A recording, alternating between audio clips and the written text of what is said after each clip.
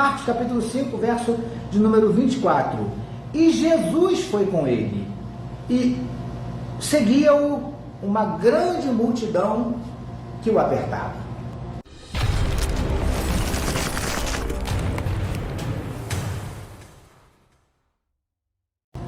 O que estava acontecendo aqui, queridos? Essa passagem, como eu já disse para os irmãos, eu acho que no ano passado a gente conversou aqui um pouquinho sobre ela no mês da família também. Eu senti o desejo de... Eu queria falar sobre uma outra passagem, já falei isso aqui para os irmãos semana passada, mas ardeu e está ardendo ainda no meu coração o desejo de conversar com você sobre essa passagem. Eu tenho certeza absoluta que abençoou você ano passado, se você participou, e vai te abençoar esse ano também da mesma forma, não tenho dúvida disso. O que aconteceu aqui? Essa passagem fala de um homem chamado Jairo. E aí nós vemos aqui na semana passada que Jairo, ele não era um homem, vamos dizer assim, um homem qualquer. Por quê, pastor? Porque a Bíblia nos diz que Jairo, verso 22 diz isso, era um dos chefes da sinagoga, ou seja, Jairo era um dos líderes dos religiosos daquela época, né? E aí, queridos, a Bíblia nos diz que de repente esse homem se viu num drama, se viu diante de um dilema. Que dilema foi esse, pastor? A filha dele adoeceu, e adoeceu de uma doença grave, de uma doença séria. E aí, amados, esse homem, né, sem saber mais o que fazer, decidiu que ele ia procurar Jesus. E foi isso que ele fez. A Bíblia nos conta que ele foi atrás de Jesus, e o verso 22 diz assim: chegou um dos chefes da sinagoga chamado Jairo, e logo que viu Jesus, lançou-se-lhe aos seus pés. Ou seja, logo assim que ele se deparou com Jesus, ele se humilhou ali diante de Jesus, né? Ele adorou a Jesus, e ele clamou, pedindo que Jesus fosse até a casa dele para impor as mãos sobre aquela menina, para que a menina ficasse boa. E aí nós já falamos aqui algumas coisas que a gente aprende com esse homem chamado Jairo, né? Jairo era um homem importante, era um homem influente, era um homem que tinha uma certa condição, mas mesmo diante dessa situação, digamos assim, privilegiada, de repente ele se viu diante de um problema que ele não podia fazer nada. Isso acontece comigo e com você. Todos nós, se não passamos um dia, enfrentaremos problemas dos quais os nossos recursos não serão suficientes. Então Jairo, apesar de ter uma quantidade, digamos assim, alguns recursos, né? Porque muito provavelmente, como chefe da sinagoga, ele tinha uma condição financeira, digamos assim, né? Não ruim, uma condição até boa, considerável. Era um homem influente, era um homem conhecido, era um religioso, fazia parte da nata dos religiosos, mas nada disso foi capaz de impedir que Jairo enfrentasse aquele problema que ele estava enfrentando. E além disso, além de não impedir que ele enfrentasse, nenhum desses recursos foi o suficiente para dar solução àquele problema. Então nós aprendemos isso aqui na semana passada, que ainda que tenhamos recursos, independentemente das nossas condições, todos nós nos deparamos com situações das quais os nossos recursos não serão suficientes. Por isso que quando eu cheguei com Jairo, ele tomou uma atitude. E nós falamos isso aqui também na semana passada, da importância de nós tomarmos uma atitude, porque muitas vezes, amados, nós nos deparamos com determinadas situações, com determinados problemas, e nós ficamos meio que inertes, nós ficamos meio que estáticos, sabe? Nós ficamos paralisados, literalmente, esperando que algo aconteça, quando na verdade, queridos, muitas vezes Deus quer nos abençoar, Deus quer nos dar a vitória, Deus quer mudar a situação que estamos enfrentando, mas ao mesmo tempo Ele fica aguardando que nós tomemos a iniciativa, que nós tomemos alguma atitude, que nós façamos alguma coisa. E foi isso que Jairo fez. Jairo decidiu que ele ia tomar uma atitude, ele ia fazer alguma coisa para mudar aquela situação que ele estava enfrentando. E qual foi a atitude que Jairo tomou? Ele decidiu procurar Jesus. Aleluia! E aí, eu queria começar conversando com você sobre isso. Quem sabe o que você está passando agora, quem sabe o que você está enfrentando agora, você está precisando colocar Jesus nesse negócio. Porque na grande maioria das vezes, amados, nós queremos usar os nossos recursos, né? Então nós chamamos para dentro da situação aquele nosso amigo que a gente acha que pode nos ajudar de alguma forma, nós chamamos para dentro da situação aquela pessoa que pode nos dar um conselho, nós chamamos para dentro da situação, de repente, uma pessoa que tem uma determinada condição financeira, nós chamamos o pastor, nós chamamos o padre, nós chamamos o pai de santo, nós chamamos o guru, enfim, nós chamamos todos aqueles que a gente julga que possam fazer alguma coisa pela gente, só que na grande maioria das vezes não chamamos aquele que de fato pode fazer alguma coisa, que se chama Jesus. Por que o senhor está dizendo isso, pastor? Deixa eu dizer uma coisa para você, meu amado. Porque essas pessoas que eu falei aqui agora, né, os pastores, os padres, o pai de santo, o guru, o teu líder espiritual, enfim, ainda que tenham boa vontade, ainda que se preocupem com você, ainda que desejem fazer alguma coisa, na grande maioria das vezes não podem fazer muita coisa. Em alguns casos não podem fazer nada. Não é assim, amados? Agora, deixa eu dizer uma coisa para você. Jesus, aleluia, esse sempre vai poder fazer alguma coisa. Sabe por quê, querido? Porque não há problema que Jesus não resolva. Não há situação que Jesus não tenha poder para reverter. Você está conseguindo compreender? As pessoas, como eu já disse, por mais que nos amem, por mais que queiram fazer alguma coisa pela gente, determinadas situações não vão poder fazer nada. Suponhamos que você tem um problema, que você precisa de uma grande quantia financeira. Você tem um amigo que te ama muito, só que esse amigo não tem uma boa condição financeira. Ou seja, apesar de te amar muito, de desejar muito poder fazer alguma coisa por você, não vai ter condições. Você está conseguindo entender? Te ama, gosta demais de você, se preocupa com você, quer te ajudar, mas não tem condições de fazê-lo, pelo menos não naquela área. Meu amado, deixa eu dizer uma coisa para você, com Jesus isso não acontece. Porque Jesus pode tudo em todas as áreas. Pastor, Jesus pode me abençoar financeiramente? Pode. Pastor, Jesus pode me abençoar no meu emprego? Pode. Jesus pode me abençoar na minha saúde, pastor? Pode. Independentemente da enfermidade que você, pastor, pastor, eu estou falando de uma enfermidade séria. Ele pode. Tanto é que você vai ver, que a gente vai ver em outras quartas-feiras, que quando ele chegou à casa de Jairo, a menina que estava doente agora tinha morrido. E Jesus ressuscitou a menina. Então, se ele pôde ressuscitar uma menina que já estava morta, será que ele não pode fazer nada por você que está doente? Será que ele não pode abrir uma porta de emprego para você? Será que ele não pode? Será que ele não tem condições de mudar essa situação que você está enfrentando? Será que ele não pode fazer nada pelo teu casamento? Será que ele não pode fazer nada pela tua família? Será que ele não pode fazer nada pelo teu ministério? Claro que pode, amado. Jesus sempre vai poder. Pastor, então ele sempre vai fazer? Eu não falei isso. Aí já é outra história. Amém, amados? Mas Jairo decidiu que ele ia colocar Jesus naquela situação. Faça isso, meu amado. Coloca Jesus no teu casamento. Coloca Jesus no teu namoro. Coloca Jesus nessa sociedade aí que você está pensando em fazer. Coloca Jesus. Coloca Jesus no teu ministério. Pô, pastor, mas se é um ministério, pressupõe que Jesus já está lá. Nem sempre. Nem sempre. Muitas vezes, amados, quando nós percebemos, somos nós mesmos. Eu. Você está conseguindo compreender? Eu faço, eu posso. Coloca Jesus de volta nesse negócio aí. Lembra no começo como era Jesus? Em tudo. Coloca Jesus de volta. Foi isso que Jairo fez. Eu preciso tomar uma atitude. Sabe o que eu vou fazer? Eu vou chamar Jesus.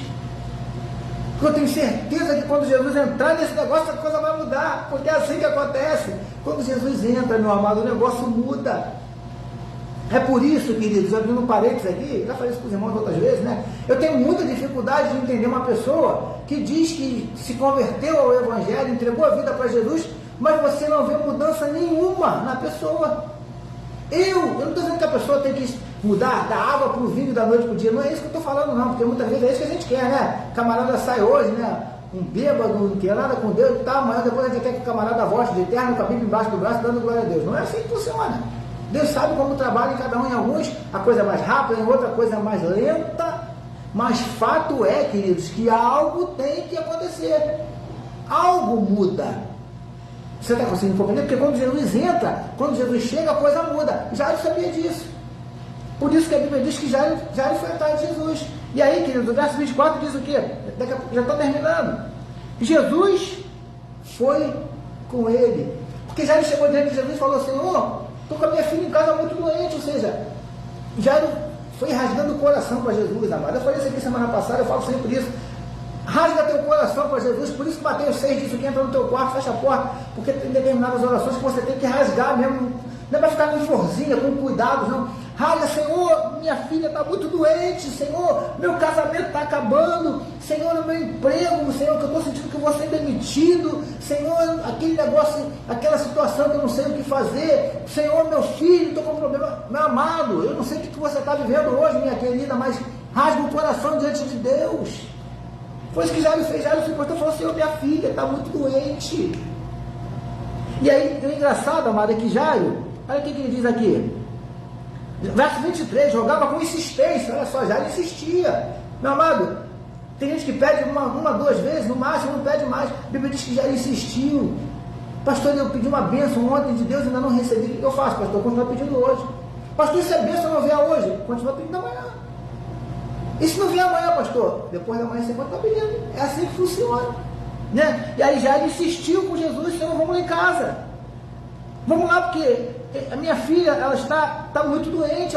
Ele diz aqui, Marcos diz assim nessa expressão, né? Nessa tradução: minha filhinha está nas últimas. Ou seja, Jairo tinha consciência que a filha estava muito doente, que se Jesus não fizesse nada, aquela menina ia morrer. Sabe o que eu aprendo aqui com Jairo, queridos? Que muitas vezes nós temos a real ideia, noção da situação grave, só que nós esperamos a coisa ficar pior ainda para tomar uma atitude. Nós esperamos morrer. Tanta gente aí que o casamento já está em ruínas, em vez de pedir ajuda, você não quer pedir ajuda do teu pastor, procura uma ajuda profissional. Não tem dificuldade com isso não, mas não deixa morrer. Faça alguma coisa antes que morra. E aí Jairo tomou essa atitude porque Jairo sabia que senão aquela menina ia morrer. E quando ele chegou diante de Jesus, ele foi abrindo, rasgando o verbo: Senhor, minha filha está muito doente. Foi logo abrindo o coração, falando o que realmente estava acontecendo. E aí, queridos, ele ainda diz mais no verso 23: Senhor, rogo-te que venhas e impõe as mãos sobre ela. Ou seja, o que Jairo queria de Jesus? Que Jesus fosse com ele, chegasse lá e impusesse as mãos sobre a menina, porque Jairo cria que se Jesus fizesse isso, a menina ia ser curada. Sabe o que eu aprendo aqui? Que Jairo, amado, Jairo sabia o que ele queria que Jesus fizesse por ele. Muitas vezes, amados, alguém fala assim, eu já ouvi um camarada falar: caraca, pastor, eu queria que Deus fizesse um negócio assim na minha vida. Eu falei: mas fizesse o quê? Ah, sei lá, assim, uma coisa como, assim, um negócio diferente. Mas como é que é esse negócio diferente, querido? Tu tem que explicar para Deus, tem que entender. Você está conseguindo entender? Já ele falou: Senhor, porque vamos supor, a Bíblia não fala não, tá, aqui? Mas suponhamos que Jairo chegou, se ajoelhou e tal, e Jesus perguntou para ele assim, como Jesus perguntou para Bartimeu, né? O que você quer? O que queres que eu te faça? Jesus não perguntou isso para Jairo, pelo menos a Bíblia não diz. Mas suponhamos que Jesus tenha perguntado: Jairo, o que você quer de mim? Jairo falou, Jairo foi direto: eu quero que o senhor vá lá em casa e coloque as mãos sobre a minha filha, porque eu creio que ela vai ser curada se o senhor fizer isso. Pastor, o que o senhor está querendo dizer? Eu estou querendo dizer o seguinte: você precisa saber o que você quer de Deus. Você precisa dizer para Jesus o que você quer que ele faça na sua vida. Pastor, se eu disser, ele vai fazer? Também não disse isso. Mas estou dizendo para você que você precisa, porque tem gente que não sabe nem o que quer de Deus. Então você precisa falar: Senhor, Senhor, eu quero me casar. Eu quero arrumar uma esposa que seja serva do Senhor, trabalhadora, uma menina direitinha, ou então a varoa, né? Senhor, eu quero me casar. Eu quero um varão que seja servo do Senhor, que seja trabalhador, que seja carinhoso, que seja atencioso. Fala para ele o que você quer.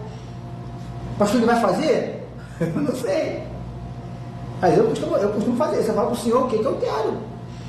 Né? Tem uma determinada situação que eu já falei para Deus. Eu falei: Senhor, eu quero isso. Eu quero que o Senhor faça isso. Se ele vai fazer, né? Eu não sei, apesar que ele já prometeu que vai fazer, né? Enfim. Então eu creio que ele vai fazer. Você tem que mudar de ideia. Mas enfim, amados, fala para ele, já ele falou. E aí, para a gente terminar, diz assim, verso 24: e Jesus foi com ele. Olha que coisa legal. Não, mas deixa eu dizer uma coisa para você. Jesus atendeu ao pedido de Jairo e foi com ele. Olha para mim, que eu não estou brincando com a sua emoção, não. É o que eu creio. Fala para ele o que você quer dele nessa tarde de quarta-feira. Fala para ele o que você está precisando. E eu quero declarar que assim como ele atendeu Jairo, ele vai te atender. Fala para ele. Seja sincero, sabe? Como Jairo: Senhor, minha filha está morrendo. Quanta gente, queridos, com a vida espiritual morrendo, com a fé definhando, mas não fala. Não estou pedindo para você confessar para o teu pastor, confessar para aquela irmã da consagração. Não, estou pedindo para você falar para Jesus. Fala para ele. Fala para ele. Você está conseguindo entender? Isso que já fez. Senhor, vamos lá em casa comigo, Senhor. Pede Jesus para entrar, para ir com você, para casa. Senhor, entra aqui. Se for preciso, querido, faz, né? Eu já disse para os irmãos, eu vou falar porque eu estou dizendo isso. A gente às vezes parece meio louco, né? Se for preciso, meu querido, minha querida, eu estou falando para você, porque já está falando no meu coração agora.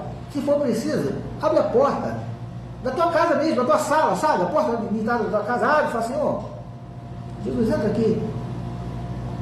Jesus, entra. Me ajuda aqui que eu não estou conseguindo, está complicado o negócio aqui. Lá em casa eu já disse para os irmãos várias vezes, de vez em quando, eu estou em casa sozinho, e eu gosto de ficar na cozinha, quando eu estou sozinho, às vezes eu estou tomando café de manhã, minha esposa sai para trabalhar e tal.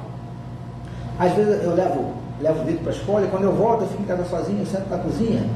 Queridos, eu puxo um banquinho assim na minha mesa, na minha cozinha, né? Eu sento no outro, eu puxo um banquinho, eu falo, Jesus, senta aqui para a gente conversar. É gostoso, queridos. E ali eu converso, ali eu falo, ali eu choro, é legal demais. E eu falo para ele, Senhor, olha, eu estou passando por essa situação assim, eu não sei o que fazer. Senhor, eu estou passando por essa situação assim, que eu estou com medo,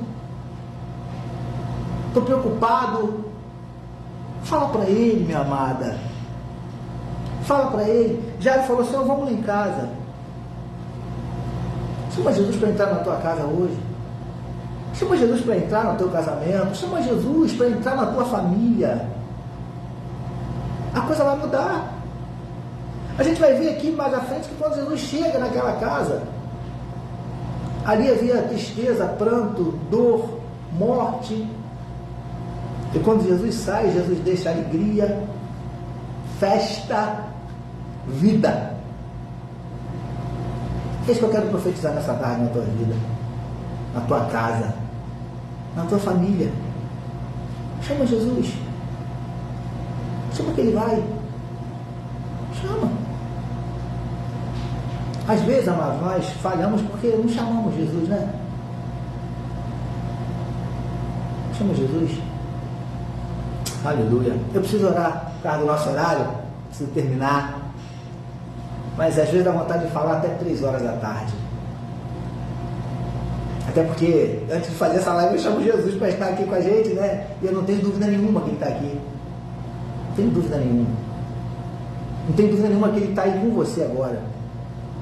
Agora eu quero orar com você, deixa eu ver quem mais. Chegou mais gente aqui, querido, mas passou direto, eu não vi, me perdoe.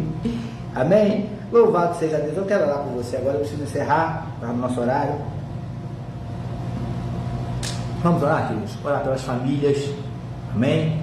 Orar pelo caderno, que não está aqui, né? Mas a gente vai orar assim mesmo também pelos pedidos do caderno. Vamos orar. Senhor, em nome de Jesus. Obrigado, Senhor Deus, por mais uma tarde na Tua presença, por mais uma quarta-feira.